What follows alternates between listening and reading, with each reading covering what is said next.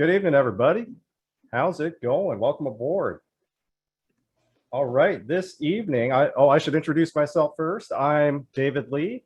You've probably seen a webinar or two. I like to host these things and also help out the CSNP in promoting the whole mission of free education in cybersecurity for the whole public. So check us out. If you've never been to this before, welcome to your first Wednesday webinar.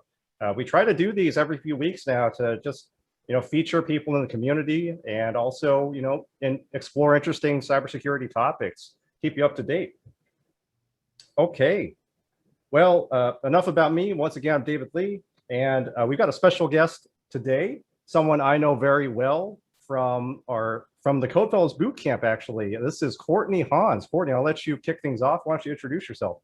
Hi, my name is Courtney Hans. I am an alumni of the Code Fellows Cybersecurity Engineering Bootcamp, where I met David. Shout out to Code Fellows and to David, and I have a lot of appreciation and gratitude for your host tonight for getting me into this new career. I transitioned out of experiential products.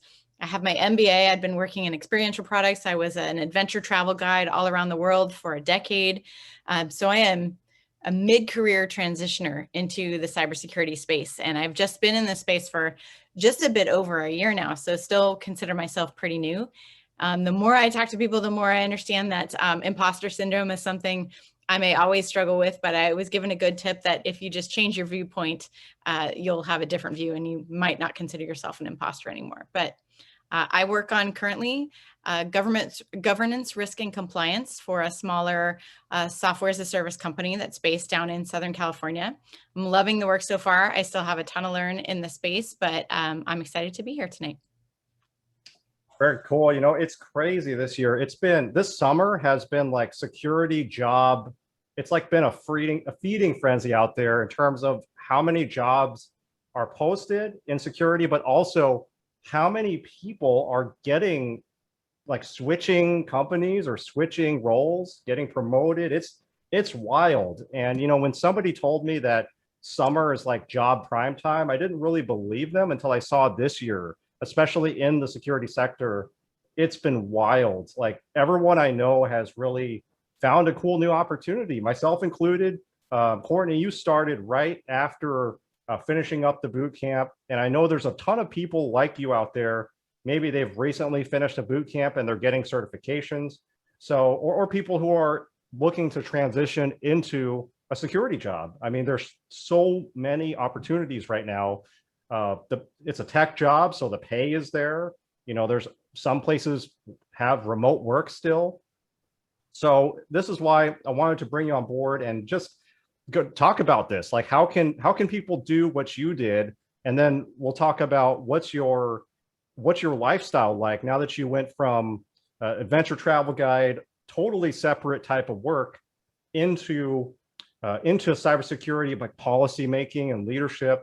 I mean, I think people will be surprised to hear there's a lot that you brought over, but there's also a lot that you're learning. And that imposter syndrome, that's something I deal with all the time. Even I've been in IT and been working with security now for years and trying to up my skill every day. And to this day, I have that myself. So yeah, Trevor says it's the Wild West of IT. I mean, it really is. Like, this is the latest frontier, unless you count things like cloud and machine learning and AI. And there's a few frontiers right now, but security, gosh, it's booming. It's crazy. What's been your exposure? What have you seen in the job market with your friends, your network, Courtney? Yeah. I'm a LinkedIn junkie, so I'm on it a lot. And I think David would probably say this. I definitely will say it too. One of the biggest skills you may need to work on, maybe you're already really great at it, but one of the biggest skills you do need to work on in cybersecurity is networking. And that's actually twofold networking, right? Networking as far as like interconnection of systems and endpoints and internet, et cetera, but it's also networking with respect to connecting to peers in the space, people who are doing the job that you would like to be doing, people who are experts or you see as experts in their field. I have a whole list of folks that I recommend for people to follow on LinkedIn that are putting out amazing content. And I'm happy to share that a little bit later on too. But in my experience, and David, you mentioned this, I think something that's really heartening perhaps to share with folks that are looking to transition into a career in cybersecurity is that I would imagine right now, everyone on this call, it looks like we have 34 people. Everyone on this call has an incredibly transferable skill set. I spoke with someone the other day who on the phone who was curious about transitioning in, and they had previously been in law enforcement. And I was like, well, you definitely have some crisis management skills, I would imagine. You definitely need to assess a situation and quickly make some decisions to start moving work forward. In my experience, again, I was an adventure travel guide for 10 years. And then got my MBA and went into business. So a lot of entrepreneurship, a lot of, again, like program and product management, business processes, business strategy and growth. And I've taken a lot of the skills, certainly a lot of the business savvy that I gained in that decade of my career, and brought them over into my new work at my current company. And so, yeah, I see. So Jason's coming from law enforcement too.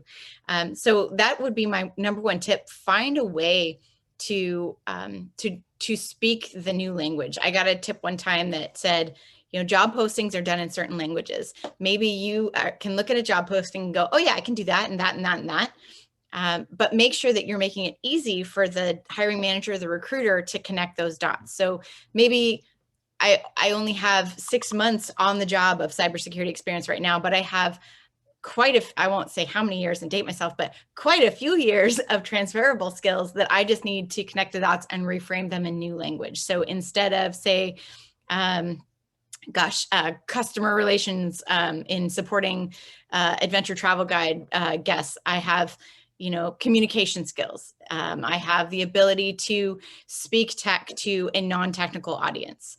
And these are really in-demand skills for so long. Again, a tip I'd say is for those of you looking to transition out of, especially a non-IT direct field, moving into cybersecurity, you really can bring sort of a bridge to people that you're communicating with. You know what it's like to not be in an IT function and you can communicate those IT or technical terms to people in a way that can understand. So I bring that. I have security orientations every week with people starting at my company so I can really build a security culture from day one.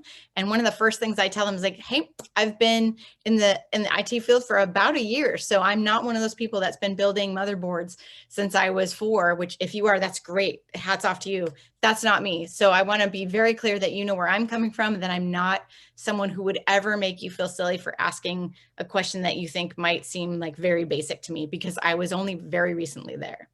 But yes, as David said, back to the point you made, there's a ton of job postings out there. And I think the industry is getting a lot better about posting what they're looking for out of entry level or junior level cybersecurity professionals. There's a running storyline in cybersecurity that a certification, CISSP, is required for an entry-level job. And CISSP is not an entry-level certification. You need to be in the industry for years before you can actually receive that. But that's starting to be adopted by technical recruiters. People are doing the work to actually revisit their entry-level job postings. But again, number one tip for getting your first cybersecurity job is networking of the people kind. Well, that's why I think grassroots communities in security that let people meet each other organically, I think those are really important. And it almost feels like that's been hard to preserve over the last year, or since we've all scattered to remote.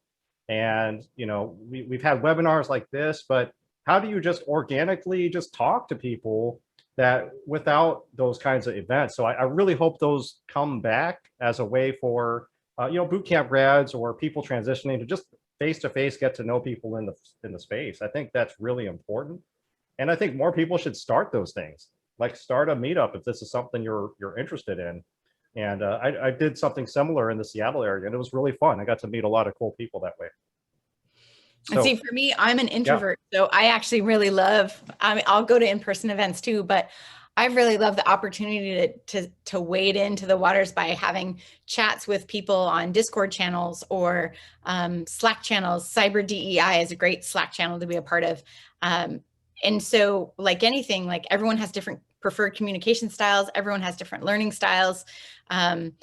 I know it's good for me to go to in-person events and I will go to them, but given the choice, I'm certainly happy to connect with people behind a keyboard or one-on-one phone conversation or Slack channel. But you do have to take a lot of initiative and reach out and just say, hey, person X, you post really interesting content on LinkedIn. I'd love to know if you're open to connecting.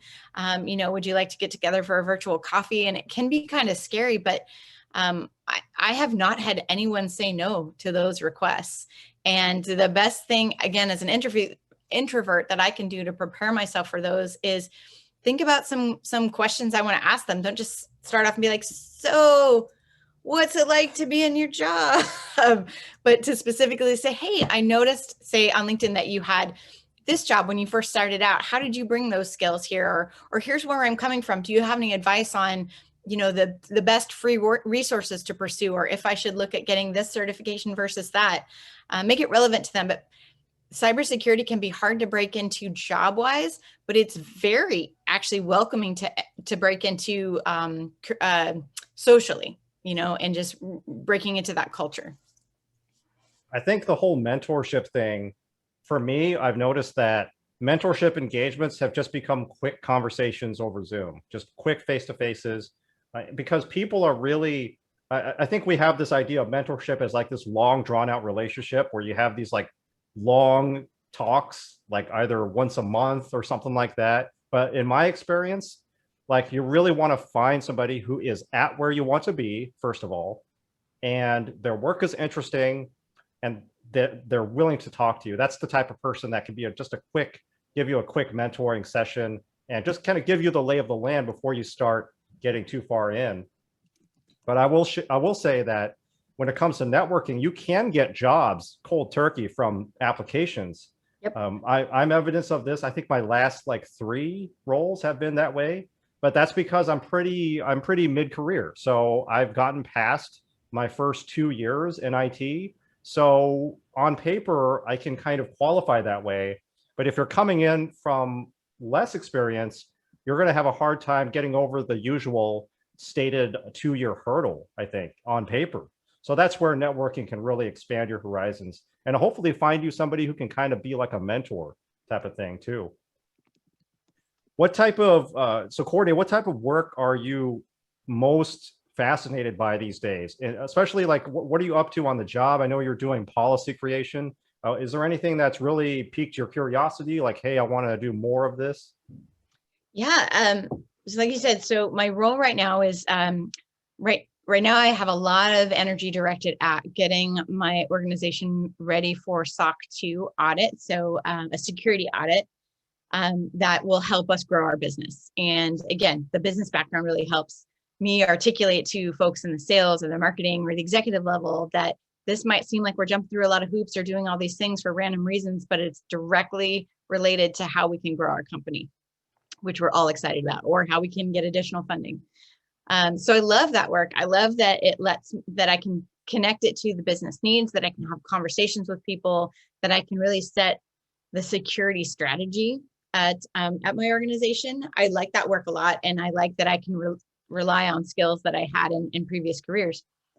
What I really love to do in addition to that though, and what I'm working on in my own, continuous learning is more like red team stuff, which, side note, if you'd asked me about 14 months ago what a red team was, I couldn't have told you. but red team is, if you don't know, no shade there, is pen testing. So seeing if you can break into ethical hacking would be the better way to put it. Seeing if you can break into a company's network or access their information that they think is protected. And then you provide them with a report and recommended remediations. And that work is really fun and really creative. And there's just so much coming out all the time. And I was just watching a video earlier today about the latest Windows exploit, which it seems there were 14 that came out this week alone, but it's part of why I'm mostly a Mac user. But anyway, that sort of work is really interesting, but there are so many different paths you can take. I'm going to start studying more SOC team stuff in my spare time. Again, we went over this in my boot camp. And one of the things I liked about the boot camp was that we got exposed to so many different tools and theories and labs and work that one could do in the cybersecurity field, but is really vast. And so now I have the tool set to go on and continue my studying in various areas. So I'm probably going to dive into both some more cloud-based studying and set my sights on either AWS Solutions Architect or AWS Security Specialist. Can you continue work there? But probably also look at some SOC blue team stuff, because there's a ton of work on the blue side, on the defense side. I see an interesting chat from Donald Gardner, who says entry level should mean no experience. And I tend to agree. That being said, I regard, it kind of depends on who you ask, of course, but I regard security as almost a specialization subset, like a niche of the greater IT operations. That's how I look at it, but I could be biased coming from the IT space myself. But it really depends on whose definition of entry level it is and what that company decides entry level means. Like, what do they decide junior analyst even means? Because I've found in my time, a junior analyst can wear many hats or any given job title. So I think the industry is really still trying to get a feel for what does entry level mean, like as like an industry standard. So I kind of hope that starts to settle in. And I think the job postings are gradually getting better, but Still have a way to go. There's a ways to go. I mean, you still see like junior analyst, 2 years experience, CISSP with a master's. Yeah. With that said, I mean, I hope if you're looking at job postings that if you don't check every box, that does not mean you shouldn't apply. Just apply anyway. Yeah, I mean, they're usually unicorn job postings anyway. And that being said, if you're going on paper just cold turkey, that as a newcomer, that's probably suboptimal. So you want to complement that with networking, but you never know. I mean, you might just be the most competitive applicant on paper. Just kind of depends on what they're looking for. And I think, the whole master's program idea segues nicely into a question from Jan Kate Alfonso, who says, I just started my master's in cybersecurity. What do you think will help me get a job after I complete the program without any cybersecurity experience? Networking, again, I know I sound like a broken record, but it's really, really true. I 100% found out about my job, which was never ever posted, through a direct connection that I had. In fact, I still don't even think I have a job description because the job was never posted. That my boss reached out to me. We had a chat to gauge interest, and I started a couple weeks later. And then just this week, although this has been a banner week, this is not my normal week, I've had 3 different folks reach out to ask if I was interested in some openings they had at their company, which again, not posted job listings. And I, hadn't been telling anyone I was looking for work. I'm pretty happy where I am right now, but that is the way. So definitely keep building your network. Again, reach out to people that are doing jobs that you think would like. It doesn't matter if they're hiring right now. Reach out, have a discussion, and just let them know, like, this is what I'm working on. Maybe I think I want to go into the blue team, or maybe I want to work on in governance, risk, and compliance, and plant that seed. Because hiring, I don't know if anyone on this call has been a hiring manager. In my old life, I was, and hiring is a lot of work. I enjoyed it, but it's a lot of work, and it takes away from your time to do the core piece of your job. Often hiring managers are trying to move projects forward, their normal work forward, and then they also have to fill gaps in their team and solve this pain point. And as a hiring manager, if I knew someone, I'd talk to them. I used to work in the adventure travel department at REI, and a lot of people wanted to come work there. So we'd get a lot of applicants, but it would take a lot of time for the recruiter and I to go through all those materials. So if I'd had some informational interviews or conversations with people in the past, you can bet that I was reaching back out to them like, hey, we have a job opening. It's probably going to post next week. Get your materials in. And then I'd tell that recruiter, like, push them on through, because I already knew that I liked that person, and that made my job that much easier. So make sure that people know you, that they know your name, because that's really a benefit for hiring managers. That's a nice thing to do. It makes their life easier. So that's one thing. And the other thing is build your portfolio. And again, I mean, I am, but nobody told me to plug Code Fellows on this call. That's not why I'm doing this. I loved Code Fellows and I loved the program that that Brooke and David put together. And one of the things I loved about it was that it helped me build a portfolio and a lot of hands-on experience. It wasn't just, I mean, I have books that I'm reading too, but I had experience with Splunk. I had some really cool Python scripts that are on my GitHub profile that make me stand out if someone is looking at my resume, or if I want to reach out and be like, hey, I saw you posted this cool LinkedIn thing about this script. I wanted to share a script that I wrote if you want to take a look at it. So that's another thing you can be doing during your master's, is to build out a portfolio that can share either through GitHub or some other format, because that's, you know, people can interview well or not interview well, but if there's some other way to assess whether or not they can do the work, or they have aptitude to learn, or, you know, what have you, that's going to really make you stand out.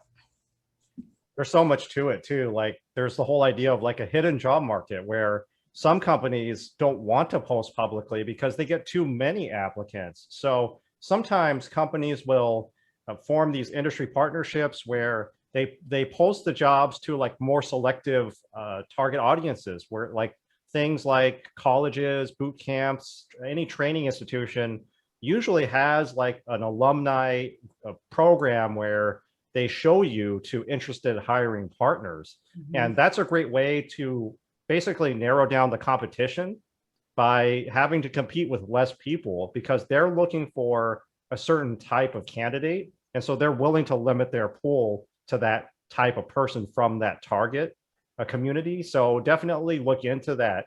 Basically, every college has it. Almost every training institution has something like that, which is trying to create a hiring pipeline to get you into the industry, because it is hard to get started out the gate like that. If you have lots of previous accomplishments in IT, it's easier. But if you don't, it's really, you want to look at these alternative approaches to creatively finding this work.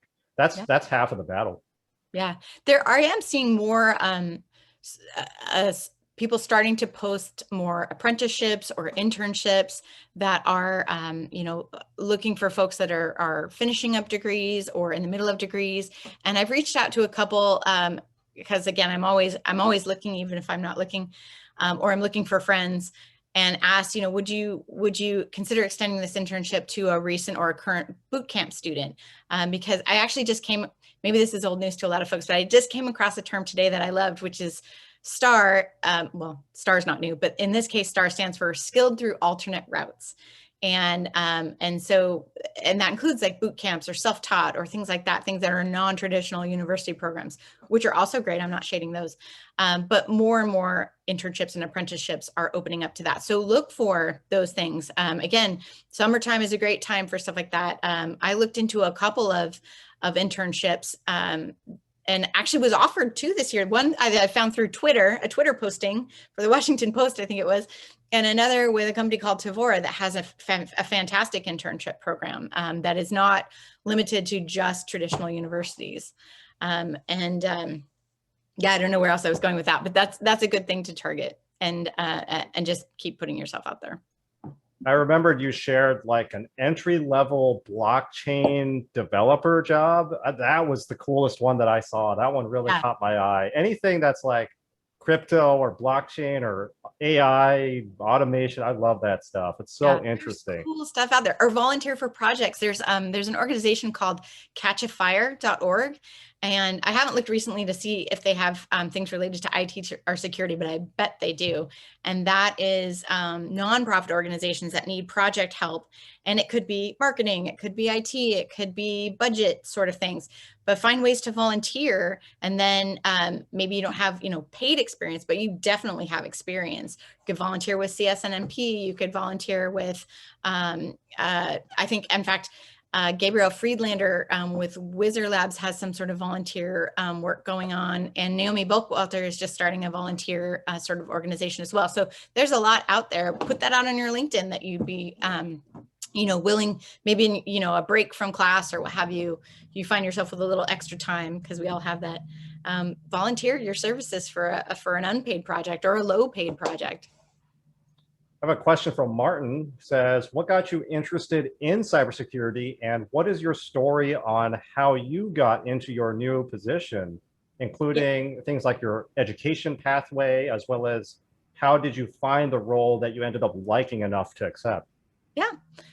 So my formal education pathway started with an undergraduate degree in English literature. I sort of joke that I use my major all the time because I speak English every day. And then I worked for about a decade. Then I went back and got my MBA with a focus on marketing and general management. The bulk of the time after that was spent, like I said, at REI headquarters up here in Seattle, which I loved, working through their adventure travel departments, a small sort of mobile entrepreneurial unit, and then a marketing function. So I worked in a couple different departments at REI, again, and everything from project program management, vendor management, business strategy, all sorts of things there. And then last year, as many people, I was a COVID casualty. REI laid off 25% of the workforce at the Seattle or the Kent area campus, which was fine with me. I wasn't in a role that I particularly loved, still love the co-op, but that role wasn't a great fit for me. And I had been on the Code Fellows mailing list for a long time. I'd just done the tiniest bit of programming or coding in undergraduate. And I loved it. And I'd been meaning to look back at it for a long time. And I thought, now's the time. So I started with Code Fellows in their Introduction to Code class, or Code 101, which is just a very easy entry, day-long class to see if you're interested in learning how to code. And they teach you HTML, Java, a little bit of JavaScript, and CSS, or mostly HTML and CSS. But anyway, I was hooked. I signed up for the 102 course, the next one, which is a week long if you do it in the daytime, and then started into their 201 class, which is Foundations of Software Development. Loved that. Actually turned down another job offer that I had so that I could keep going through the software development boot camp. And then Code Fellows mentioned that they had a couple of scholarships open, funded through Ikata, actually. And so I thought, well, I might as well look into that. Cybersecurity had not been on my radar. And then I applied and was actually awarded one of the scholarships. And I really debated for a bit because on the one hand, free. On the other hand, I knew I loved coding and I wasn't sure if I'd be abandoning that. But at the same time, I was just your average computer user. I couldn't tell you what was really happening under the hood. And I thought, I don't want to be one of those engineers that doesn't know anything about how things are connected, or I'm not saying there's lots of them out there, but I would have been one. Doesn't know how things are connected, doesn't know what's going on under the hood, doesn't really understand the broader picture. So I think I should do this, and then I can always get back to coding afterwards. And just about a year ago is when I started the cybersecurity program, and I fell hook, line, and sinker. I loved it. I thought it was so interesting. I loved how broad it was. I quickly began to realize the skill set that I brought in from my former work into this new work. And I loved that it was an industry where I'm never afraid to say or hesitant to say, I don't know. I might phrase it a little bit differently, like, let me research a little bit more on that and get back to you so I have the best solution possible. But it's really an area where people, they know that there's so much more to learn. There's new things coming out every day.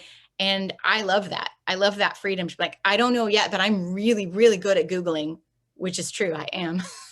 And that's a superpower I brought. And then fast forward, I finished up the coursework in December, and a friend's husband, who is the CTO and now my boss at my current organization, he knew because I'd been posting about it on LinkedIn. I'd been putting this word out, like, this is what I'm learning. I love it. I'm having such a good time.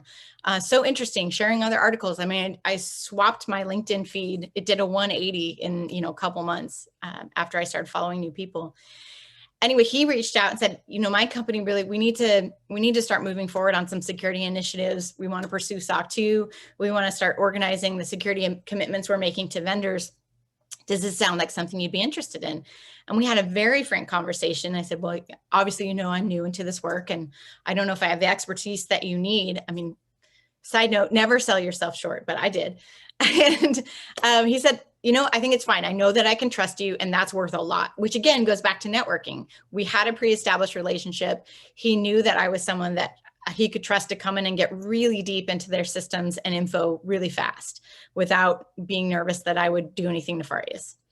And so I started off with that work actually as a contractor, and a few weeks in, I took on an 8-week contract. And I think 3 weeks in, he said, let's convert you to full time. Let's just keep going. And so I've been continuing to dive in and having continued conversations with how I want my role to evolve, how I might want to build out my team, what the organization needs, what I'm personally looking for. So I don't know if that answers your question there, but again, all about networking. I frankly was looking to back to the conversation about entry-level security jobs. They're hard to find. So I was mentally preparing myself to go in and take an IT help desk job or something like that, where I could get my foot in the IT door, but continue to learn on my own. I was very lucky that I could take a job doing work that I really liked, which again was the policy, the strategy around security. I'm continuing my learning at night. I keep gesturing to the right because my home lab is to my right, but I continue to learn at night with doing, try hack me's or studying for my Security Plus certification or AWS certifications. That's never going to stop. But that's how I continue to build up my network and plot out my future work as well. I'll add to that, Courtney, is one of the big takeaways that you're going to have from this position is a major achievement, which is helped a company achieve SOC 2 compliance for the first time. Yeah. Like that's a winning like resume bullet / LinkedIn bullet if I'd ever heard one. Yeah. It's a massive, it's like a business change. It's like a game-changing thing for the company. And so I think when you're job hunting, looking for roles that, I mean, pay is great, right? Culture fit is great, but also look for roles where you're going to have a big impact on the company. And roles like that, for me, have really helped my career, have really helped me meet the right people, and on paper, help sell a lot of what you want to sell out there, which is the fact that you're an autonomous contributor, that you make a big impact at a company. And a lot of those stories that you build up over your career become what you use in those really tough job interviews later on. So I think you're going to come away with a big accomplishment there. So that's really good. Yeah, it's exciting. I like it. I saw a question from Jonathan. What would you recommend for someone looking to transition into privacy and compliance from an IT service delivery manager position? And it looks like he has a law degree and just got Sec Plus. That's awesome. So if you have a law degree, I can only imagine, and please forgive me if I'm imagining incorrectly, but if you have a law degree, I can imagine you are very good at processing the written word, which there are a lot of connections, I think, in privacy and compliance and law. In fact, one of the people I work with most closely at my current work, which is sort of healthcare adjacent, is our compliance expert, who is also, she's not functioning as an attorney for our organization, but she is a licensed attorney. And she works on compliance more in like the medical compliance sort of side of things. But we talk a lot about language and specifics about what does this mean? Where does the responsibility for X, Y, and Z lie? And so I think you have a lot of translatable skills there. You were in, let's see, IT service delivery. So you are, I would imagine then, used to listening to other people's problems and figuring out how you solve them. So service delivery, probably getting, for example, my XYZ doesn't work, or we need to connect this, or what have you. Privacy and compliance is a lot about looking at all the different pieces of an organization and how they come up and make a whole. And are they connecting well? Are you adhering to the principle of least privilege? Are you giving everyone what they need to do their jobs, but no more? Are you inspecting what you expect? A lot of the work, like I said, I've just been doing at my organization is rolling out policies. Policies are all well and good, but people are going to people. And so are they following those policies? Do you have mechanisms in place to audit and to gently reinforce? And I'm not saying like to police anyone or be the security pain in the butt person who is always like, you did this wrong. It's really having a conversation. What does your business need? How can we balance your business need or your role need with what is needed to maintain compliance with respect to information security? And here's how we can marry those things. And here's how we can make it, we can ease any tensions that may be between that. I think there's got to be a lot of transferable skills there, but I would imagine again that your writing skills are probably pretty good. And anyone that's looking to get into tech and trying to read all those documents that are out there, it's getting better, but there's not a lot of great, really easy to follow documentation out there. So if you can be that person and showcase that skill set, I'd say, Jonathan, start blogging or start putting up like LinkedIn posts, demonstrate, how you are bringing those skill sets into your work as a cybersecurity professional. Just spell it out for people. And I think that'll get you noticed. There's so many creative ways to get noticed and to dispel some of that skill skepticism. I think one of the attendees, Hex, she has an amazing GitHub. Oh my gosh, if you have not seen her GitHub, it's incredible. Like, it's basically a web application built into the GitHub repository, which is crazy. But like cool things like that really just stick out there. Like, so really differentiating yourself from the crowd like that, always an amazing thing. Yeah, please share if you want to. It looks like a question from Abdul is what was your first role in security? And I think it's this one, right? It is. Yeah. It's absolutely that. And I'm also really fortunate to be able to, I've been working with David for the past several months, just grading and TAing for the next cohort that came after mine in the cybersecurity program. And really, I feel like the times I've been a teacher for various things in my past, and I always feel like I learn the most when I'm trying to teach something to somebody else. So I was not the teacher for this cohort, but I was grading their labs and helping them troubleshoot. And that has kept me on my toes and kept me learning and kept me thinking about how I articulate how different things work together or what's needed.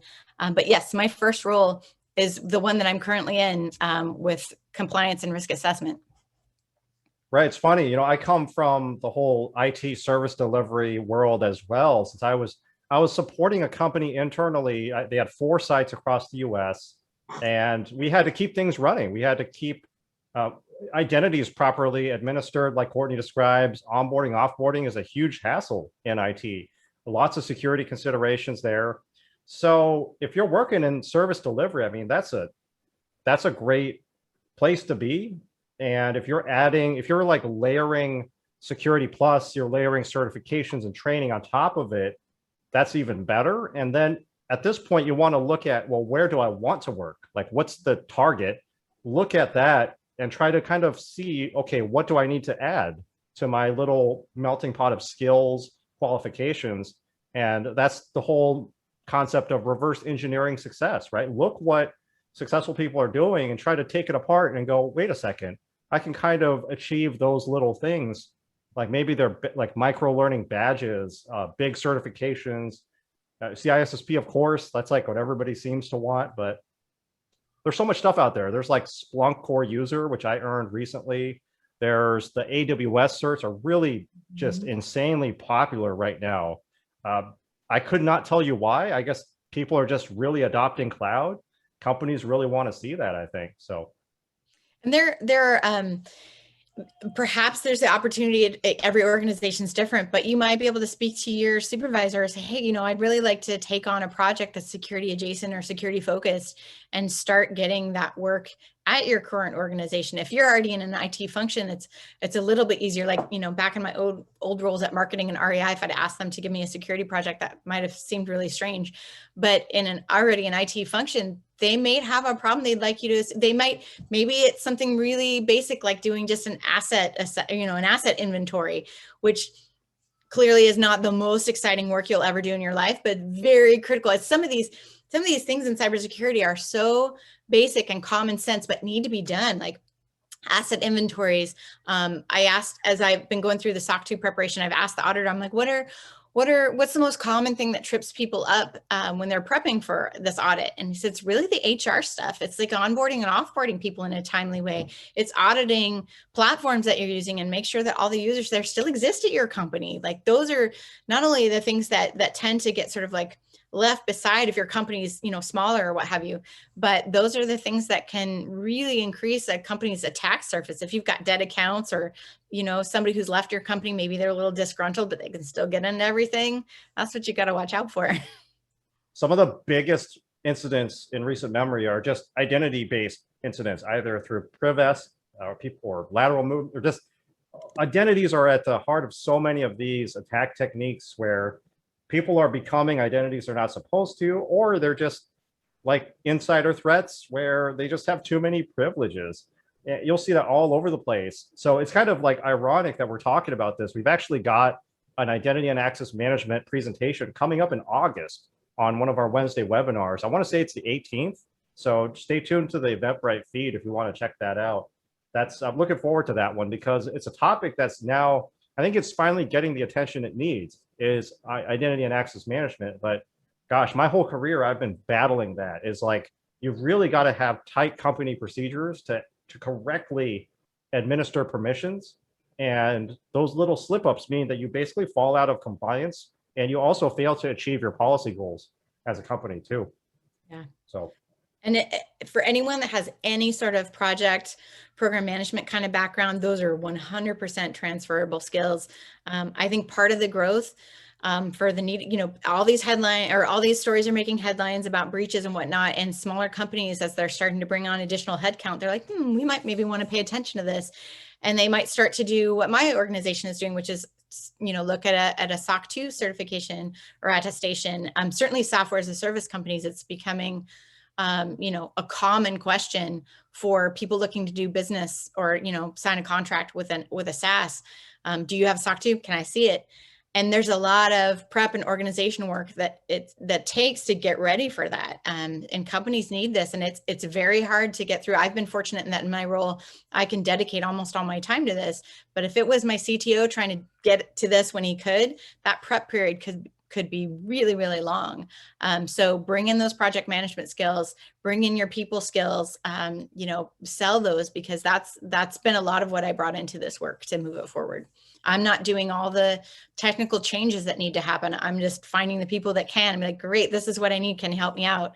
And, if I was in person, I might bribe them with cookies, but as it is, I'm just building up these strong relationships remotely, which I am 100% remote, and I love it. Yeah, I mean, policy writing is huge. We need people that do that. It's not just all about the SOC analyst. There's so many crazy cool opportunities to build something that really impacts the company, like drafting policy, achieving compliance. That's a big deal. I mean, oftentimes that's the reason why a company will hire security folks in the first place, is they need to hit a compliance target and they need you to help them get there. That's one of the biggest motivators for spending cybersecurity in the first place. Right. And it's depending on where you go, it could be something where companies don't want to spend a lot of money. They could see it as like an annoying cost, and they don't understand the interplay between risk and spending money to reduce risk. So, well, Courtney, what's been have you used like risk analysis skills in this role? What are you up to in that regard? Yeah, absolutely. For example, I have check-ins with the heads of like our legal teams, our financial teams, our IT team, obviously is my boss, the CTO, our human resources team, and we go through a risk assessment exercise. In fact, it's part of what you actually need to do for SOC 2 is demonstrate that you do this at least annually and have a conversation. Do we have these pieces in place? If not, what do we think could happen because we don't have them in place? All right, and then what is the likelihood of those things happening? And if they were to happen, what is the damage that could potentially, would this put us out of business? Would this be minimal damage? So what I like about the cyber risk and compliance is it's very conversational, which again, I bring those skills from my guiding in my business days, because I start the conversation with, what are your goals? Here's how these security practices can help deliver on those goals. Let's talk about, what are these risks? I'm not saying we have to have all these pieces in place, but let's really think through, all right, we've got this bit of exposure. It's maybe very likely to happen, but the impact would be very small. Does that in line with our risk appetite? Are we willing to accept that?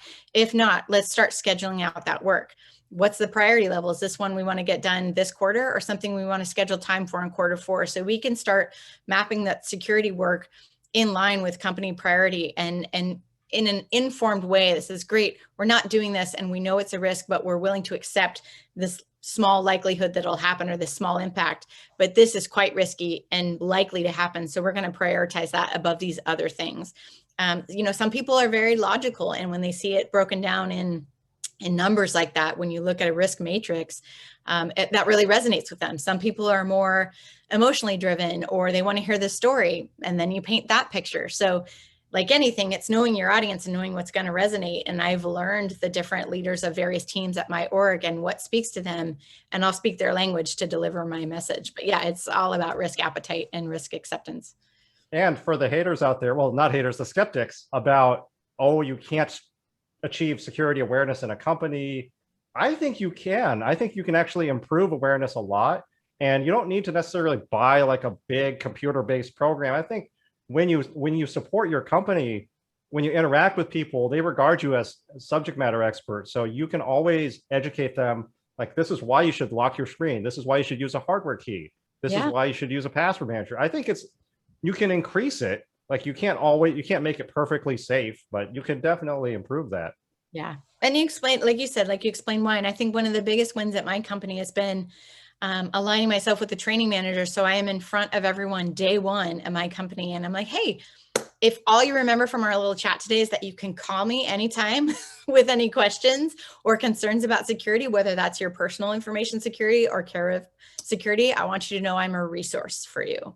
And it's really worked. People reach out like, hey, I saw this funny thing. Is this legitimate? Or, hey, I was thinking about signing up for this app. Does that sound fine? Like, people are checking in with me, which is exactly the behavior that I want.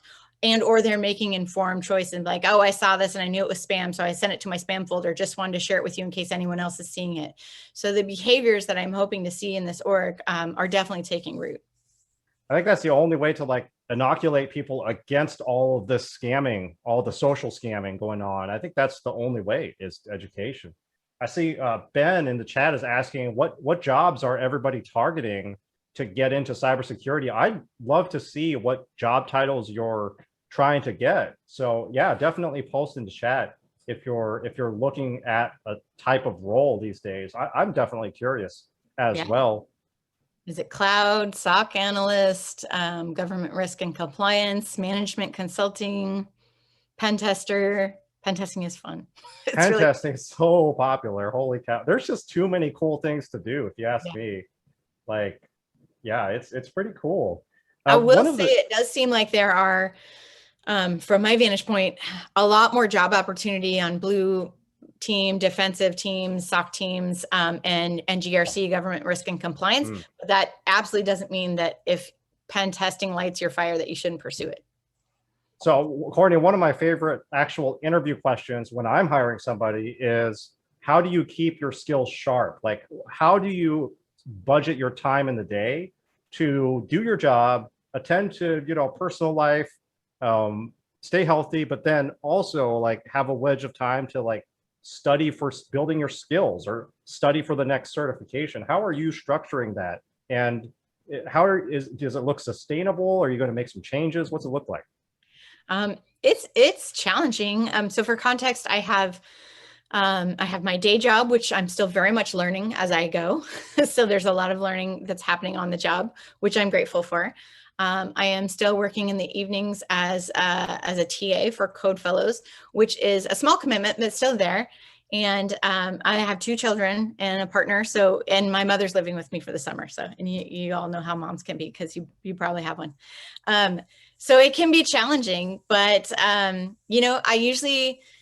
usually knock out a little bit of, say, for example, Code Fellows grading work in the morning before my day job starts. So I budget time for that in the morning and catch up a little bit on like hacking news and whatnot, which is fun.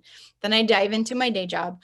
And then for me, usually, because I'm more of a night person, I'll wrap up my day job as much as I can, take a little bit of time to hang out with the family for dinner. And then as people, everyone in my household starts to gravitate to their after dinner activities, that's usually when I come back to my home lab, and I'm either, diving into like one of these books, or for me, I'm catching up on some of the resources I found, because there's so many free resources. Lately, I've been taking a lot of practice tests for certifications.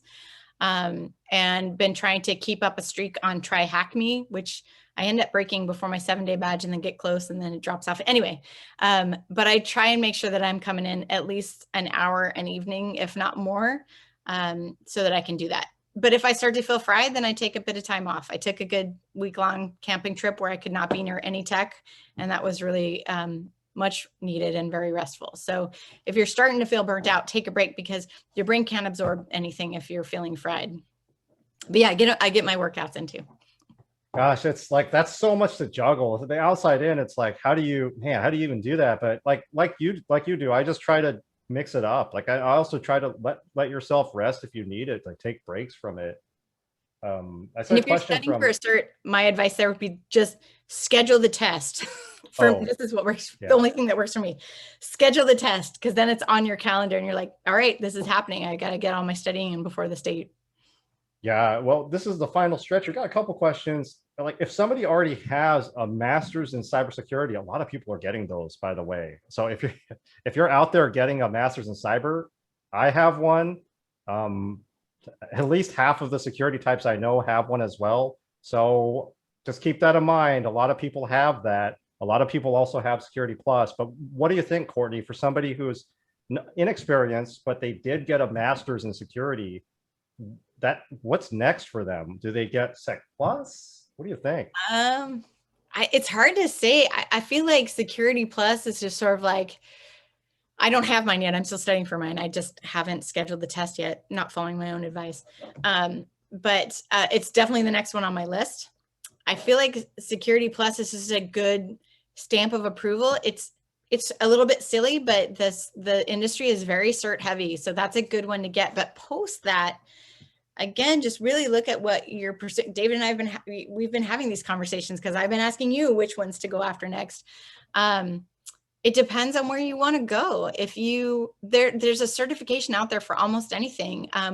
One of the next ones I'll be targeting is CASP Plus, because that really speaks to the work that I'm currently doing in like policies and security strategy. That's work I enjoy doing and work that I'm gaining a lot of experience in right now.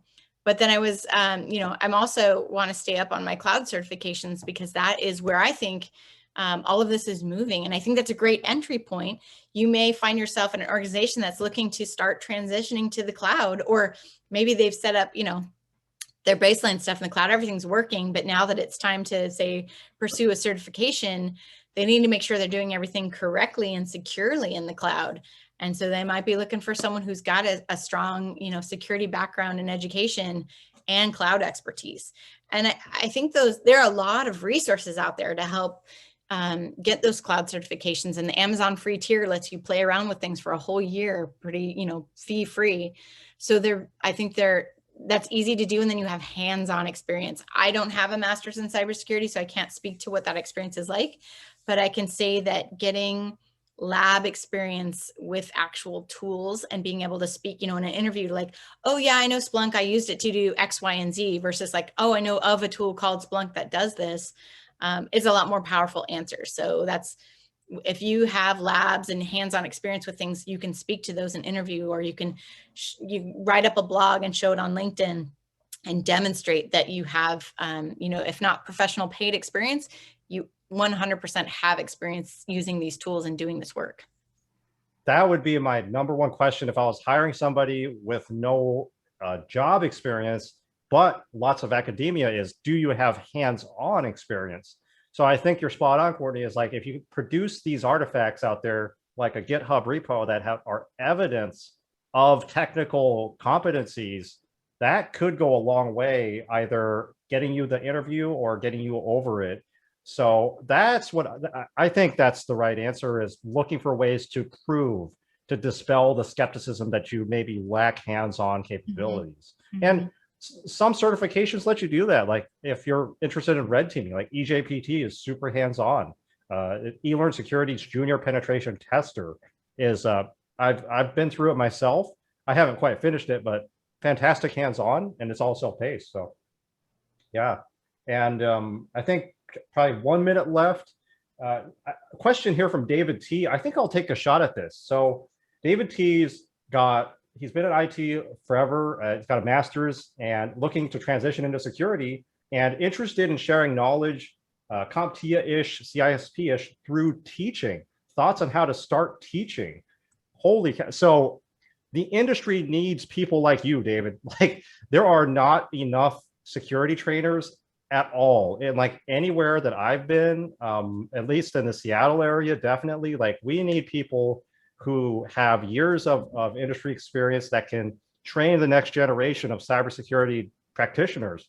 And so how do you get into this kind of thing? Well, for a boot camp, I mean, that kind of institution, you really just want to have maybe evidence of communication skills, of things where you've worked with people collaboratively on teams, you've taught things, maybe given webinars. So things like that help, but other just regular qualifications, certifications help, degrees help, like you have, and just start applying, start reaching out, maybe chat with people on LinkedIn that work at these training institutions. So you're looking at community colleges, boot camps, regular colleges. Just start reaching out and maybe talk to recruiters and say, hey, do you need a security instructor? And I guarantee you will find more job openings than you know what to do with, because I feel like as an instructor for a year, I feel like that's an underserved niche. I think there needs to be more of that. So I would really encourage you to look into that and just build your network that way. Like, meet people in that space. And if you'd like to chat sometime, David, hit me up anytime on LinkedIn. I'd be happy to chat with you about that. Actually, let me go ahead and I'm going to post my LinkedIn. I will too. There's also I've seen some great initiatives floating around on LinkedIn looking for volunteers to help teach like seniors cybersecurity awareness and whatnot. So again, volunteer opportunities are always a great way to get your foot in the door. Absolutely. I mean, myself, I'm a perfect example. Like, I started giving, webinars, hosting events for CSNP in the Seattle area. And I just kind of fell into teaching this stuff. It really was kind of accidental. I didn't expect it. And that's how for my career, everything has happened that way. It's been just kind of this, oh, this is interesting. Let me play around with this space. Let me talk to other people about it. And then it just kind of, these opportunities just kind of show up. And so that's my experience. So yeah, David, I encourage you, definitely reach out, definitely connect, and I'll share what I know for sure. Okay, Courtney, any final thoughts? We're at the hour, got to give you your evening back. What do you think here? Thank you for having me. And I say I flip-flop in between being energized and paralyzed about how much there is to learn in the field, mostly on the energized side. But just try something. If you're staring at the blank wall, or not the blank wall, but the busy wall of all the different directions you can go in cybersecurity, just try something. I read an article the other day that said the smartest people are people that don't spend too much time in their head. They just try things and learn from failure or from feedback that, okay, great, that worked, or that didn't. I'm going to try something new. So try there's a lot of free content out there. There's a lot of low cost content out there. Get your feet wet there, and keep having conversations with people that are doing the work to learn if that is work you think you actually would enjoy, how you could bring those transferable skills that I'm sure that you have. And yeah, just start going after it. There's so much to do. Like, when you're getting started, you have all these options. You could traditional education, boot camps, certifications. There's no shortage of things to do, and it's all good. Like, it's all going to make you more competitive. And once you get over that first job and you get that 2 years under your belt, it's downhill. It gets less scary from there, because now you've proven yourself. Yes, I can do these things. And that first 2 years is critical. So Courtney's going through that right now. I've been through that. I know people that are going through the same kind of experiences as I went through in like IT support roles. So, it's chances are you'll find somebody out there who's walked the path that already and can give you little pointers like this. So thank you, Courtney, for joining this evening. Great experience and advice. I hope all of you benefited from that. So hit me up on LinkedIn. Definitely leave a contextual note saying you're from the CSNP webinar, because I get bombarded. Everybody does. But yeah, good to see you, everybody. I recognize a ton of you. Martin, Brooke, Andrew, hello. some of you I just talked to. So anyways, thanks everybody. I'll give you your evening back, and we'll get this uploaded to YouTube pretty soon here. So all right, have a good one, everybody.